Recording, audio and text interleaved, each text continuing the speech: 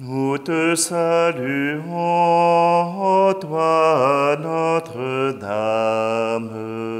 Marie Vierge Sainte, que drape le soleil.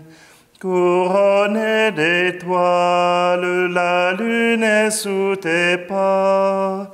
En toi nous est donnée l'aurore du salut. Ô Vierge immaculée, préservée du péché, en ton âme, en ton corps, tu entres dans les cieux, emportée dans la gloire, Sainte Reine des cieux, tu nous accueilleras un jour auprès de Dieu. Nous te saluons, ô toi Notre-Dame, Marie Vierge Sainte, que drape le soleil. Couronnée d'étoiles, la lune est sous tes pas. En toi nous est donnée l'aurore du salut.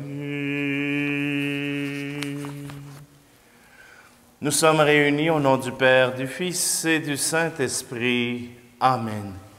Le Seigneur soit avec vous. Bonjour, bienvenue en cette célébration de l'Eucharistie où nous rendons grâce à Dieu pour son disciple Éphrem. Oui, ne faites-vous-en pas, pour les Québécois, ce n'est pas celui de Saint-Phorien. C'est simplement que Saint Éphrem est né et il est mort. Voilà. Il est né en 306 et il est mort en 376. Voilà qu'Éphrem s'est engagé dès ses 18 ans dans l'Église et il fut nommé diacre par son évêque. Et voilà qu'il n'a jamais demandé à être prêtre. Il a toujours vécu sa vie comme diacre. Et d'ailleurs, on le reconnaissait à la poésie. Sa poésie basée sur les Écritures saintes, basée sur cette parole de Dieu qui donne vie. Saint Éphrem, on lui avait dit qu'il était le troubadour de l'esprit. Voilà que sa poésie se transférait même dans ses homélies et on en faisait lecture publique de ses homélies. Saint Éphrem a aussi chanté les louanges de la Vierge Marie et surtout de son immaculée conception. Alors, vous comprenez pourquoi j'ai pris le chant d'entrée, un chant à la Vierge poétique pour exprimer justement que notre Mère est au cœur de son désir et que si Marie n'avait été choisie par Dieu et conçue par Dieu, cela n'aurait été possible de faire naître le Fils de Dieu. Alors, avec Saint Éphrem, continuons de louer la Vierge Marie, mais surtout de louer le Fils de Dieu, de louer Dieu dans notre prière. Alors prenons un instant, préparons notre cœur à louer ce Seigneur.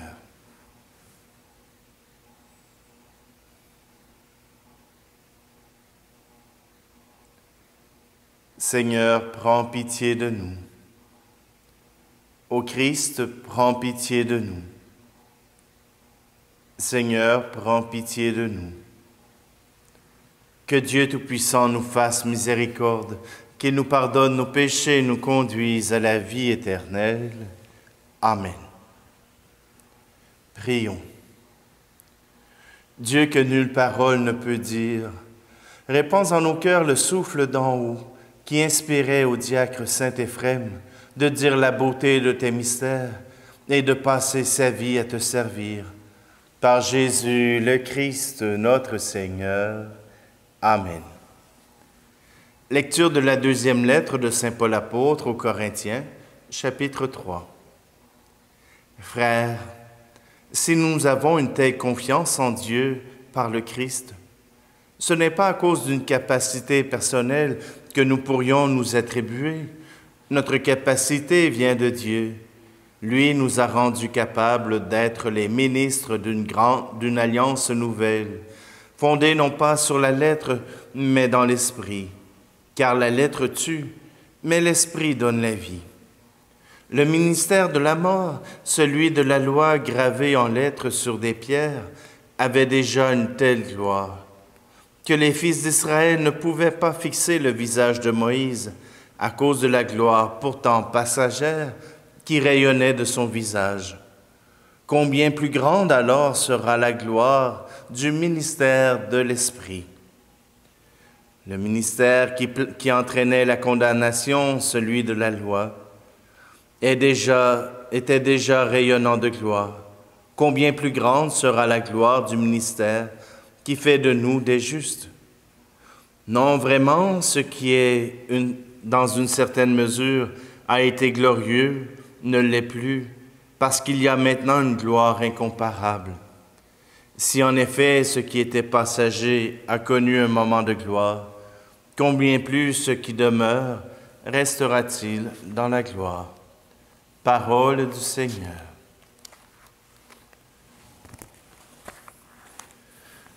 Seigneur, que veux-tu que je fasse? Je n'ai pas grand-chose à t'offrir, sinon mon unique désir de te laisser toute la place. Depuis longtemps tu me façonnes, entre révoltes et beaux jours. Voilà qu'entre tes mains d'amour, ô Dieu, mon Dieu, je m'abandonne. Seigneur, que veux-tu que je fasse? Seigneur, que veux-tu que je fasse? Je ne veux vivre que de toi et pour toi. Que désormais tu sois l'espace où je me laisse aimer le cœur, que je ne cherche plus ailleurs ce qui ne vient que de ta grâce, que toute ma vie t'appartienne, et mes hivers et mes étés, car je n'ai d'autre volonté que de vivre selon la tienne. Seigneur, que veux-tu que je fasse? Seigneur, que veux-tu que je fasse? Je ne vais vivre que de toi et pour toi. Toi qui m'as donné de t'apprendre à même l'espoir et la nuit. Je voudrais tant que d'autres aussi retrouvent ton feu sous leurs cendres, vers ceux qui se meurent d'attendre. Que ma tendresse soit tendue, qu'elle révèle ta venue à ceux qui souffrent sans comprendre. Seigneur, que veux-tu que je fasse? Seigneur, que veux-tu que je fasse? Je ne veux vivre que de toi et pour toi.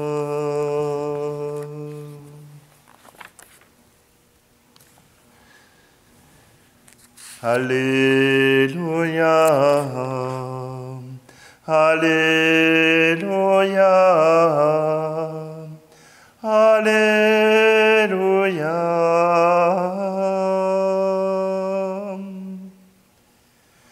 Fais-moi connaître ta route, mon Dieu, dirige-moi par ta vérité. Alléluia, Alléluia, Alléluia.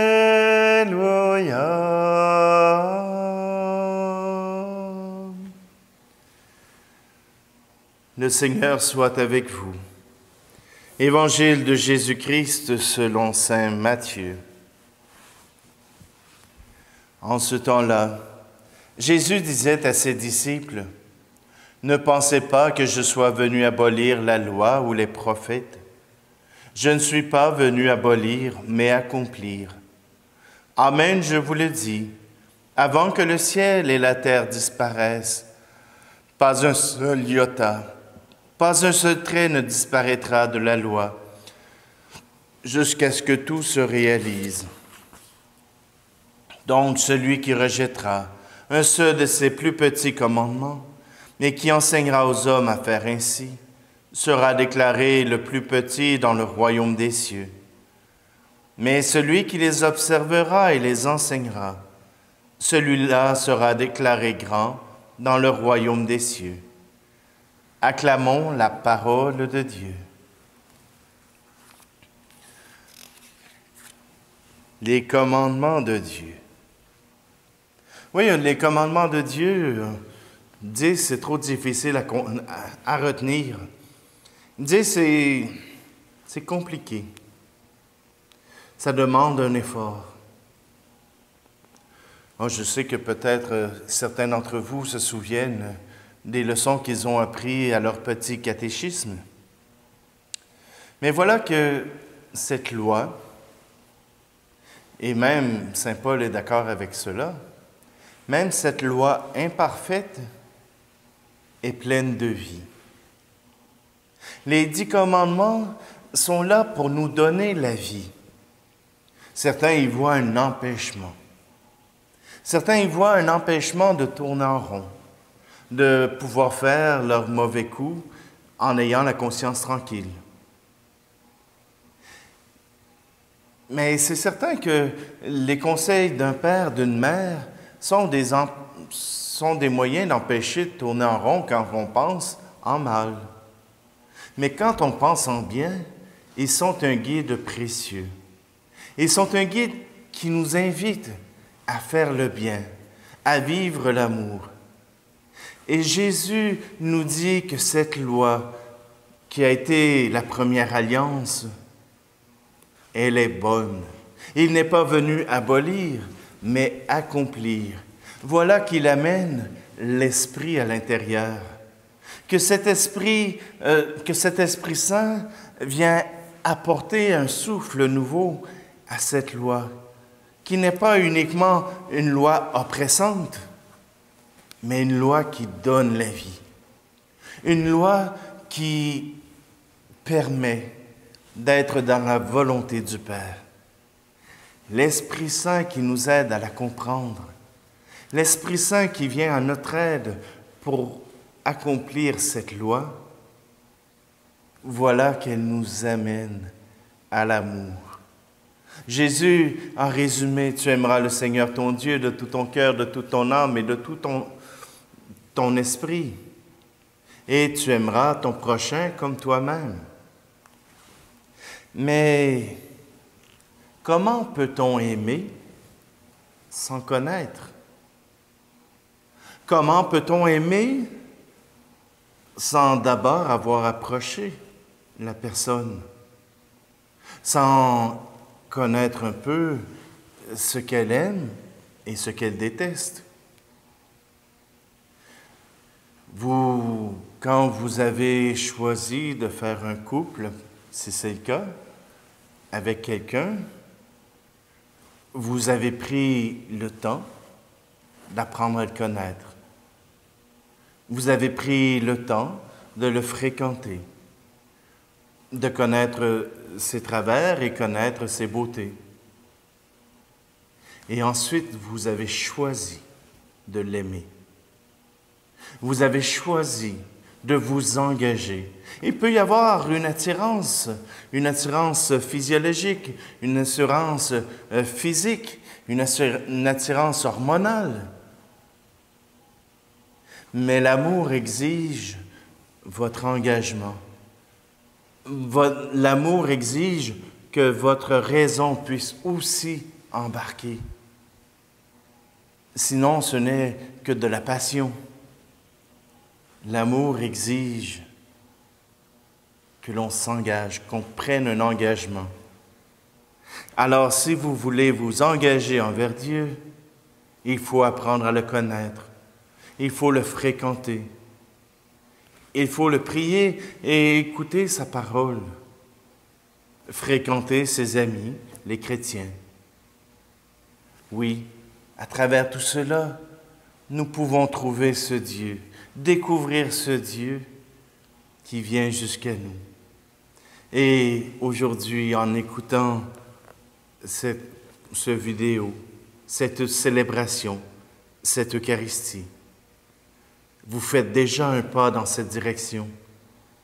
Votre désir d'aimer Dieu, de vous abreuver de sa parole, de vous abreuver des enseignements que je vous apporte, ou même qu'Éphrem pourrait apporter, voilà déjà un signe que vous êtes en chemin vers l'amour.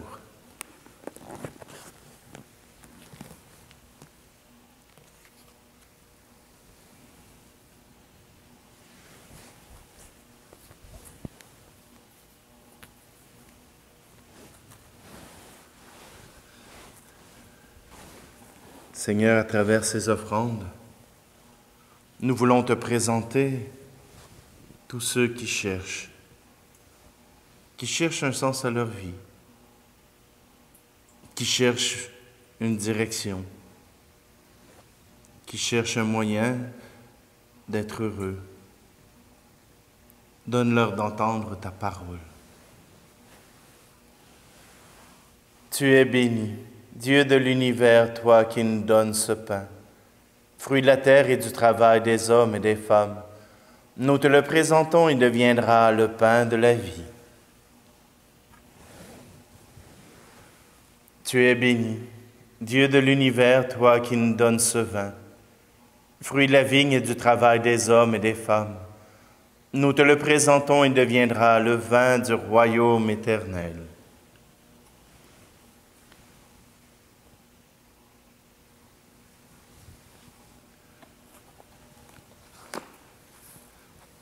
Aujourd'hui, je vous invite d'une façon particulière à prier pour l'Inde, pour Calcutta.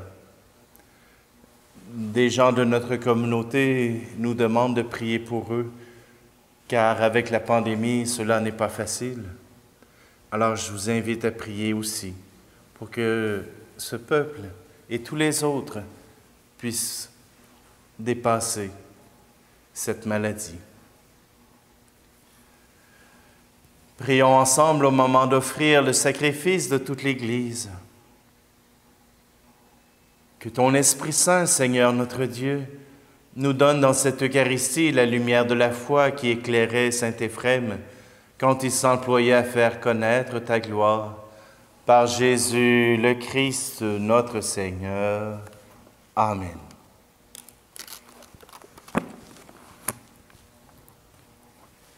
Le Seigneur soit avec vous.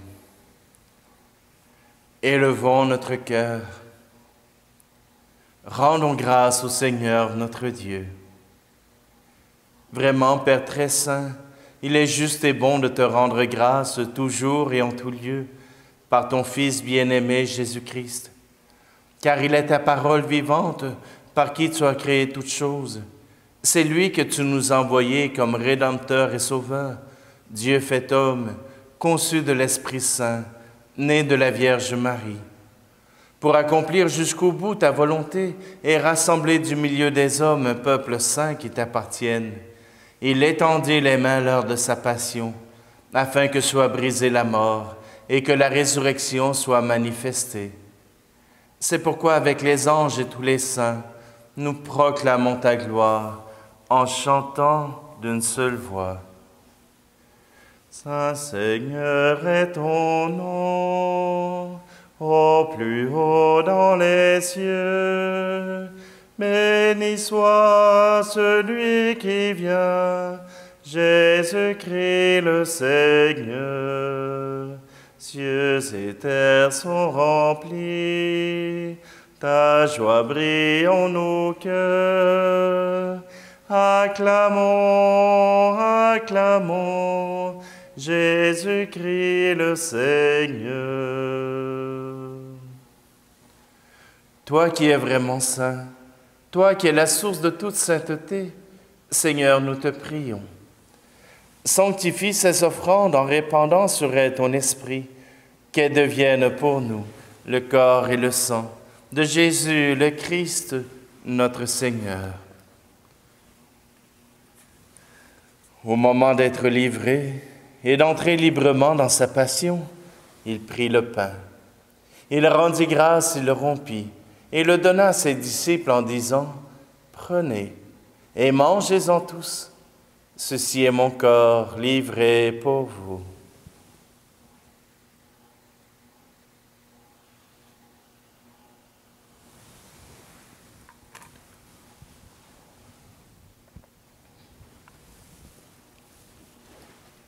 De même, à la fin du repas, il prit la coupe. De nouveau, il rendit grâce et la donna à ses disciples en disant, « Prenez et buvez-en tous, car ceci est la coupe de mon sang, le sang de l'alliance nouvelle et éternelle, qui sera versé pour vous et pour la multitude en rémission des péchés. Vous ferez cela en mémoire de moi. »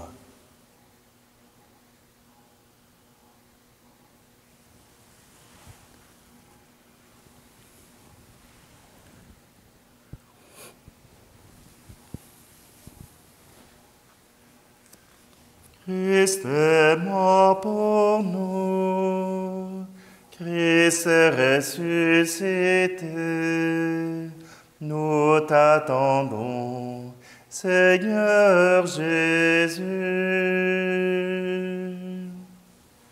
Faisant ici mémoire de la mort et de la résurrection de ton Fils, nous t'offrons, Seigneur, le pain de la vie et la coupe du salut, et nous te rendons grâce car tu nous as choisis pour servir en ta présence. Humblement, nous te demandons qu'en ayant part au corps et au sang du Christ, nous soyons rassemblés par l'Esprit Saint en un seul corps. Souviens-toi, Seigneur, de ton Église répandue à travers le monde. Fais-la grandir dans ta charité avec le pape François, notre évêque Luc, et tous ceux qui ont la charge de ton peuple. Souviens-toi aussi de nos frères et sœurs qui se sont endormis dans l'espérance de la résurrection et de tous les hommes et femmes qui ont quitté cette vie.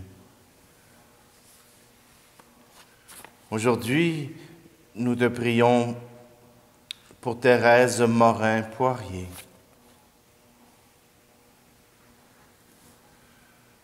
Reçois-les dans ta lumière auprès de toi. Et sur nous tous, enfin, nous implorons ta bonté. Permets qu'avec la Vierge Marie, la bienheureuse Mère de Dieu, avec Saint Joseph, son époux, les apôtres et les saints de tous les temps qui ont vécu dans ton amitié, nous ayons part à la vie éternelle et que nous chantions ta louange par Jésus-Christ, ton Fils bien-aimé. Par lui, avec lui et en lui, à toi, Dieu le Père Tout-Puissant, dans l'unité du Saint-Esprit, tout honneur et toute gloire pour les siècles des siècles. Amen. unis dans un même esprit, nous pouvons dire avec confiance la prière que nous avons reçue de notre Sauveur. Notre Père qui es aux cieux, que ton nom soit sanctifié, que ton règne vienne, que ta volonté soit faite sur la terre comme au ciel. Donne-nous aujourd'hui notre pain de ce jour. Pardonne-nous nos offenses, comme nous pardonnons aussi à ceux qui nous ont offensés. Et ne nous laisse pas entrer en tentation, mais délivre-nous du mal. Délivre-nous de tout mal, Seigneur, et donne la paix à notre temps. Par ta miséricorde, libère-nous du péché. Rassure-nous devant les épreuves en cette vie, où nous espérons le bonheur que tu promets, et l'avènement de Jésus-Christ, notre Sauveur. Car c'est à toi qu'appartiennent le règne, la puissance et la gloire, pour les siècles des siècles.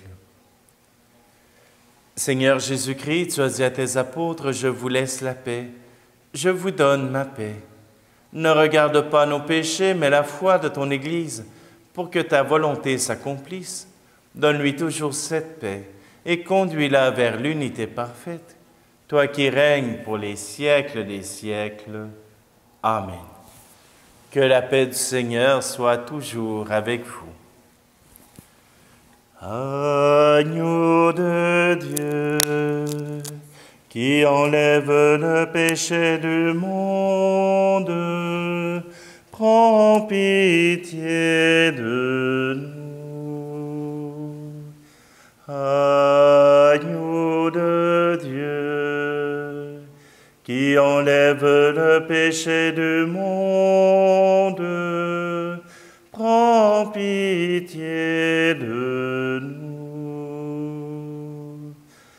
Agneau de Dieu, qui enlève le péché du monde, donne-nous la paix.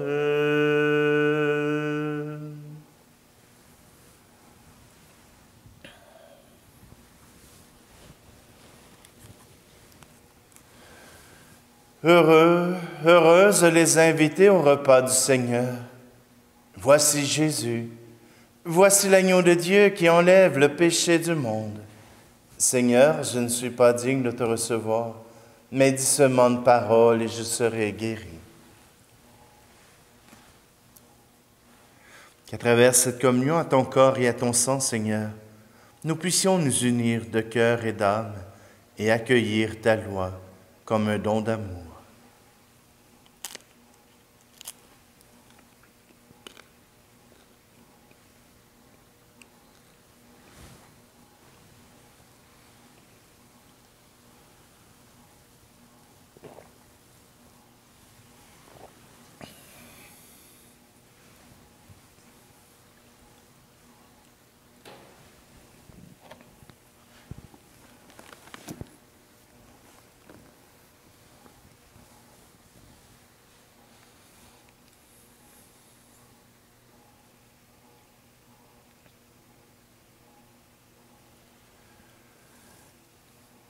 Déjà réconfortés par le pain du ciel, nous t'adressons, Seigneur, cette humble prière, en suivant les leçons de saint Éphrem, que nous demeurions dans l'action de grâce pour les dons que nous avons reçus.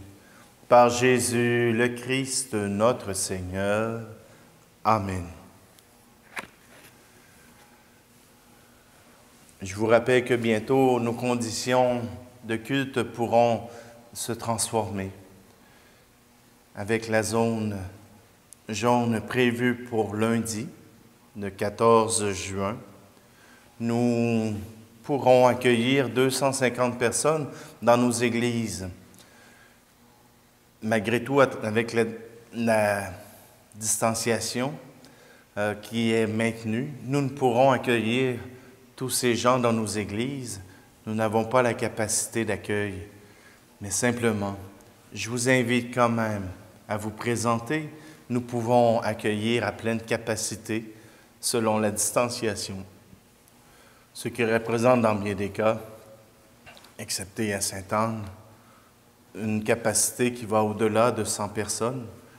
Alors je vous invite à vous approcher du Seigneur, de vous approcher de cette Eucharistie. Prière à Saint Joseph.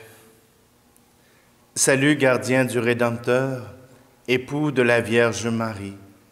À toi, Dieu a confié son Fils. En toi, Marie a remis sa confiance. Avec toi, le Christ est devenu homme.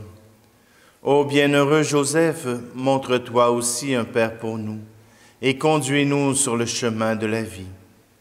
Obtiens-nous grâce, miséricorde et courage, et défends-nous de tout mal. Amen. Le Seigneur soit avec vous, et que Dieu Tout-Puissant vous bénisse, lui qui est Père, Fils et Esprit Saint. Amen. Allez dans la paix et la joie du Christ.